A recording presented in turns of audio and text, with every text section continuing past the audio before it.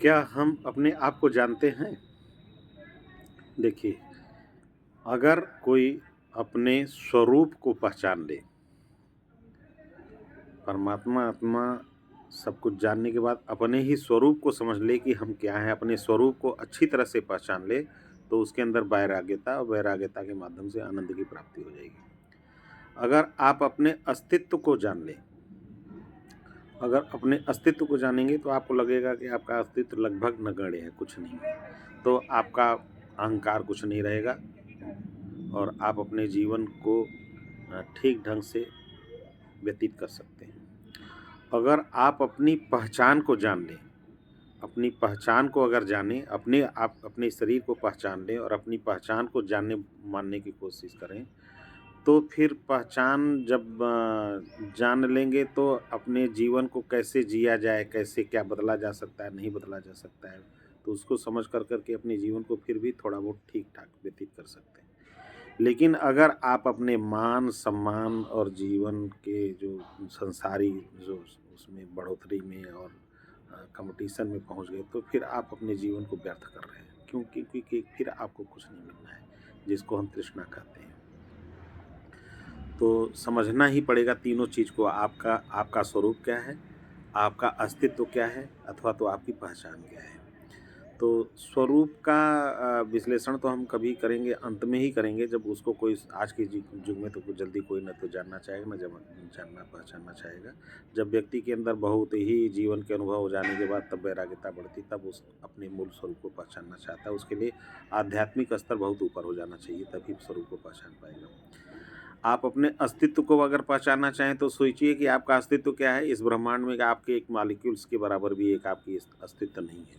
इतना बड़ा आप देखिए कि जिस ज़िले में रहते हो आप, ज़िला, फिर प्रदेश, फिर देश, फिर इसके बाद संसार में कितने देश हैं, और इस संसार में फिर पृथ्वी, फिर इस लोक, फिर कितने लोक हैं, 7 लोक हैं, इस लोक के बाद ब्रह्मांड, और फिर पता नहीं, आप विज्ञान कहता है कितने ब्रह्मांड हैं।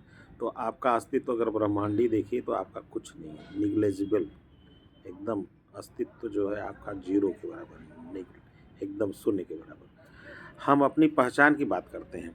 हमारी पहचान क्या है? देखिए, हम अपने क्या इस ये स्वरूप जो हमारा रूप, बाहरी रूप है, क्या ये हमारे बस में है? हमारा ये सृजन कहाँ से हुआ? पहले भी बता चुका हूँ कि एक शून्य से, एक बिंदु से हमारी शुरुआत हुई और ये हमारा शरीर बना, बाल्यावस्था, जवानी, बुढ़ापा, और इसके बाद फिर जीवन कहाँ जा रहा है, इसी की खोज में दुनिया लगी हुई है, विज्ञान भी लगा हुआ है और ख़त्म हो जा रहा है सब कुछ, फिर भी कुछ नहीं कोई जान पा रहा है। तो हम जानने की ये कोशिश करेंगे कि क्या हम ये पहचानने की कोशिश करेंगे कि क्या हम अपने जीवन को किस ढंग से व्यतीत कर के हम सही ढंग से संतोष दे करके क्या हम अपने जीवन को बदल भी सकते हैं।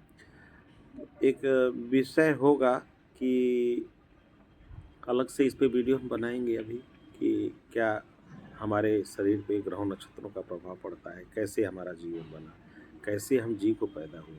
लेकिन हम अपने इस पृथ्वी पे अगर अपने अस्तित्व को जानना चाहें तो उसको मैं थोड़ा सा ब्रीफ करना चाहूँगा कि जैसे देखिए, पिक्चर देखते हैं आप, सिनेमा देखते हैं, तो पर्दे पे तो मनुष्य नहीं होता, तमाम कहानियाँ लोग, एक्टर लोग सब काम कर के देते हैं, वो नीचे प्रोजेक्टर से पीछे से जाता है और चलचित्र जो है उसका पर्दे पे सारा उसका एक्टिविटीज़ नज़र होती है। तो जैसे एक प्रोजेक्टर है, बीच में क्या है, रील है, और इसके बाद पर्दा है, ऑब्जेक्ट है, फिर पर्दा है, पर्दे पे उसका जीवन चरित्र सब चल रहा है। ठीक इसी तरह से अगर मान लें तो हमारा ये ब्रह्मांड में एक जो परमात्मा की जो विशेष ऊर्जा चल रही है, सूर्य की ऊर्जा कह लीजिए, या जो विशेष ऊर्जा चल रही है, वो एक तरह से कह लीजिए प्रोजेक्टर है।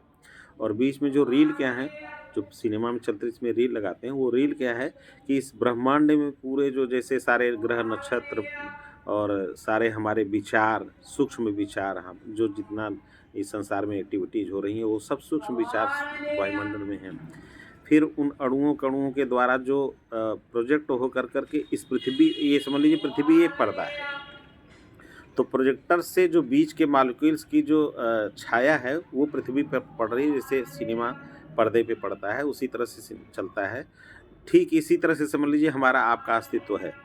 हमारा आपका अस्तित्व, हम जो हमारी पहचान यही है कि जो प्रोजेक्टर से जो बीच में सूक्ष्म जगत में जो हलचल हो रही वायुमंडल में, वो इस पृथ्वी पे हम केवल देख रहे हैं, हमारे हमको लगता है जो लोग कहते हैं ना कि हम लोग कठपुतली हैं, तो कठपुतली क्या मतलब क्या हुआ? कठपुतली कोई नचार नहीं, वो यही है कि वो जो प्रोजेक्टर है और बीच में जो सूक्ष्म जगत में जो मॉलिक्यूल्स रूप में जो हलचलें हो रही हैं, उनको प्रोजेक्टर के द्वारा पृथ्वी पे हम देख रहे हैं कि ये सब जो क्रियाकलाप संसार में पृथ्वी पे हो रहा है, वो वही है।